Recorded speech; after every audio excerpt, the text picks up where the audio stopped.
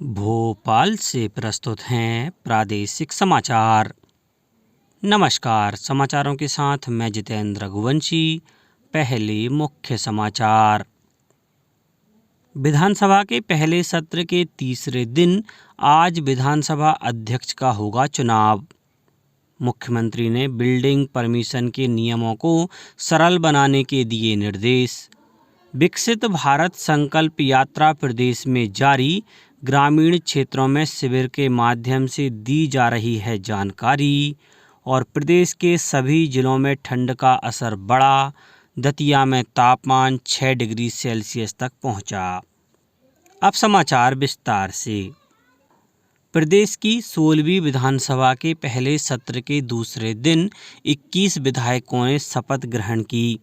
इससे पहले सोमवार को 207 नवनिर्वाचित विधायकों ने शपथ ग्रहण की थी। प्रोटेम स्पीकर गोपाल भार्गव पहले ही शपथ ले चुके हैं। छिंदवाड़ा विधायक पूर्व मुख्यमंत्री कमलनाथ विदेश में होने के चलते इस सत्र में शामिल नहीं हो रहे हैं, इसलिए वो बाद में शपथ लेंगे। इसके साथ ही स्वर्गीय सरताज सिंह, रामदयाल अहिरवार, भगवत सिंह पटेल, कल्याण जैन, ताराचंद पटेल, रामदयाल भारद्वाज समेत दिवंगत नेताओं, सदन के पूर्व सदस्यों और राजनीतिक विभूतियों को 2 मिनट का मौन रखकर श्रद्धांजलि दी गई। इसके बाद प्रोटेम स्पीकर गोपाल भार्गव ने सदन की कार्यवाही 20 दिसंबर सुबह 11 बजे तक के लिए स्थगित कर दी। विधानसभा में 20 दिसंबर को अध्यक्ष का निर्वाचन होगा। इसके बाद राज्यपाल मंगू भाई पटेल का अभिभाषण होगा। उस पर धन्यवाद प्रस्ताव पर चर्चा होगी। इस बीच सोमवार को विधायक नरेंद्र सिंह तोमर को विधानसभा अध्यक्ष के निर्वाचन के लिए सीएम डॉक्टर मोहन यादव ने प्रस्ताव विधानसभा के प्रमुख सचिव एपी सिंह को सौंपा। प्रस्ताव का समर्थन नेता प्रतिपक्ष उमंग सिंघार ने किया। इस तरह विधानसभा अध्यक्ष का निर्वाचन सर्वसम्मति से निर्वाचित होने का रास्ता साफ हो गया। कांग्रेस ने विधानसभा में उपाध्यक्ष उसे देने का आग्रह किया है। मुख्यमंत्री डॉक्टर मोहन यादव ने बिल्डिंग परमिशन और कंपाउंडिंग के नियम और प्रक्रिया को सरल बनाने के निर्देश दिए हैं। साथ ही नगरीय निकायों से नक्शे जल्दी पास कराने की व्यवस्था सुनिश्चित करने को भी कहा है। मुख्यमंत्री भोपाल में नगरीय विकास एवं आवास विभाग की समीक्षा बैठक में बोल रहे थे। मुख्यमंत्री डॉक्टर यादव ने कहा कि शासकीय भवनों के निर्माण के लिए भी नगरीय निकायों से अनुमति प्राप्त की जाए। नगर निगम सहित शासकीय भवन निर्माण में संलग्न सभी एजेंसियां परमिशन लें। टीडीआर व टीओडी के क्षेत्र में प्रभावी कार्यवाही सुनिश्चित की जाए ताकि रहवासियों को सुविधा प्राप्त हो और शहरों की बेहतर प्लानिंग भी सुनिश्चित की जा सके। मुख्यमंत्री ने कहा कि मांस और मछली के खुले में बिकने पर प्रतिबंध लगाने से इनके विक्रेताओं को परेशानी न हो। इस उद्देश्य से नगरीय निकायों द्वारा मांस मछली मार्केट के लिए भवन निर्मित किए जाएं।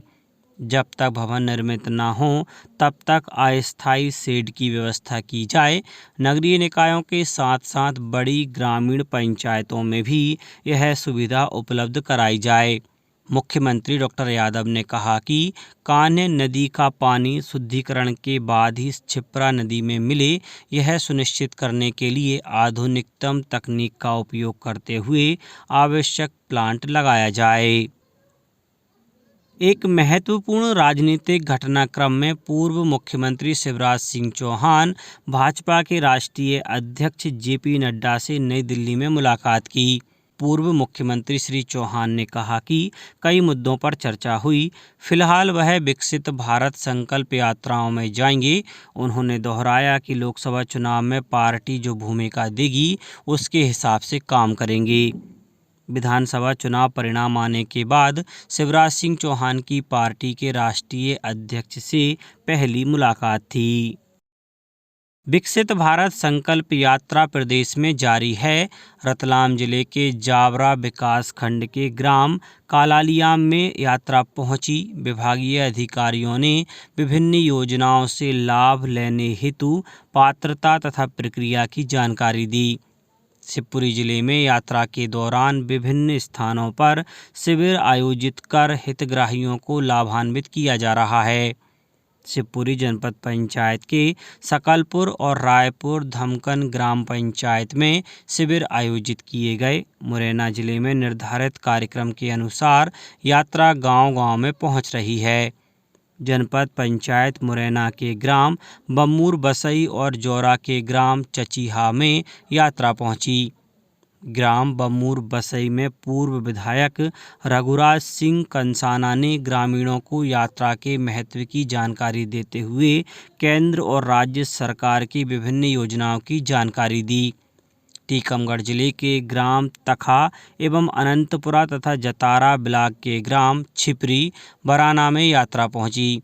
यात्रा के दौरान नर्मदापुरम जिले में कृषि विभाग उन्नत तकनीक, प्राकृतिक खेती और खेती के उपयोग में आने वाले पोषक तत्वों के प्रति जागृत कर रही है। जनपद सिवनी मालवा के ग्राम पंचायत भमेड़ी में कृषि विज्ञान केंद्र गोविंदनगर बनखेड़ी के कृषि वैज्ञानिकों ने किसानों को प्राकृतिक खेती करने की जानकारी दी। प्रधानमंत्री नरेंद्र मोदी ने लोगों से आकाशवाणी पर मन की बात कार्यक्रम के लिए अपने विचार और सुझाव साझा करने के लिए आमंत्रित किए हैं। मन की बात कार्यक्रम 31 दिसंबर को प्रसारित किया जाएगा और यह मासिक रेडियो कार्यक्रम की 108वीं कड़ी होगी। प्रधानमंत्री ने सोशल मीडिया पोस्ट में कहा कि इस बार हम जिन विषयों पर चर्चा करेंगे उनमें फिट इंडिया भी शामिल है, जो युवाओं की सर्वाधिक पसंद है। श्री मोदी ने लोगों से इस आंदोलन के अनूठे पहलुओं पर गौर करने, नवीन स्वास्थ्य स्टार्टअप पर चर्चा करने तथा युवा भारतीय व्यायाम शैलियों को कैसे अपना रहे हैं, इस पर विचार साझा करने का आह्वान किया। अब बात मौसम की। प्रदेश के सभी जिलों में इन दिनों ठंड का असर देखा जा रहा है। अधिकांश जिलों में अधिकतम तापमान में कमी देखी जा रही है। खंडवा, बैतूल, मलाजखंड और सिवनी में तापमान में गिरावट ज़्यादा दिखी। वहीं सिवनी और सागर में शीतलहर का प्रकोप रहा। प्रदेश में सबसे कम तापमान 6 डिग्री सेल्सियस दतिया में दर्ज किया गया है। इस बीच ठंड ने जबलपुर जिले सहित पूरे संभाग को चपेट में ले लिया है। कल सुबह पारा 8 डिग्री रहा। धूप होने के बावजूद ठंड का एहसास बराबर बना हुआ है। नर्मदापुरम जिले में भी ठंड ने अपने तीखे तेवर दिखाना शुरू कर दिए हैं। यहाँ दिन में धूप खिल रही है, लेकिन सर्द हवाओं से लोग परेशान हैं। सबसे कम न्यूनतम तापमान 6.4 डिग्री सेल्सियस पचमढ़ी में दर्ज किया गया है। खंडवा में कड़ाके की ठंड शुरू हो चुकी है। नगर निगम महापौर के निर्देश पर उद्यान विभाग द्वारा शहर के प्रमुख स्थानों पर अलाव जलाने के निर्देश दिए गए हैं।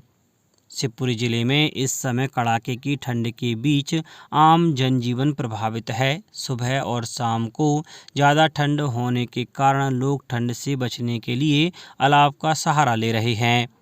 शहर में कल दोपहर में कोहरा छाया रहा। अब कुछ समाचार संक्षेप में।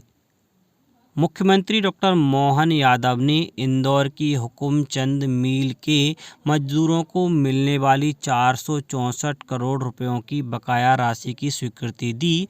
इससे मजदूरों को भुगतान का रास्ता साफ हो गया।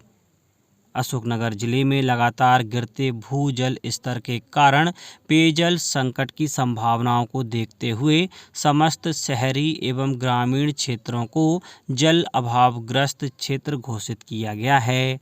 गुना, मुरैना और रतलाम जिला कलेक्ट्रेट के जन सुनवाई कक्ष में जिला स्तरीय जन सुनवाई का आयोजन कर आवेदकों की समस्याओं का निराकरण किया गया। कोल फील्ड लिमिटेड सिंगरौली ने चालू वित्त वर्ष में बिजली क्षेत्र सहित अपने उपभोक्ताओं को 100 मिलियन टन कोयला प्रेषण कर नया कीर्तिमान बनाया। रतलाम में जिला स्तरीय रोजगार मेले का आयोजन 22 दिसंबर को किया जाएगा, जिसमें 10 से 15 निजी क्षेत्र की कंपनियों के प्रतिनिधियों द्वारा विभिन्न पदों पर भर्ती की जाएगी। और खंडवा में नर्मदा नदी के ओमकारेश्वर जलाशय पर 600 मेगावाट क्षमता की फ्लोटिंग सोलर परियोजना का निर्माण 2 चरणों में किया जा रहा है। अंत में मुख्य समाचार एक बार फिर। विधानसभा के पहले सत्र के तीसरे दिन आज विधानसभा अध्यक्ष का होगा चुनाव। मुख्यमंत्री ने बिल्डिंग परमिशन के नियमों को सरल बनाने के दिए निर्देश। विकसित भारत संकल्प यात्रा प्रदेश में जारी, ग्रामीण क्षेत्रों में शिविर के माध्यम से दी जा रही है जानकारी। और प्रदेश के सभी जिलों में ठंड का असर बढ़ा, दतिया में तापमान 6 डिग्री सेल्सियस तक पहुंचा। आज के इस बुलेटिन में बस इतना ही। नमस्कार।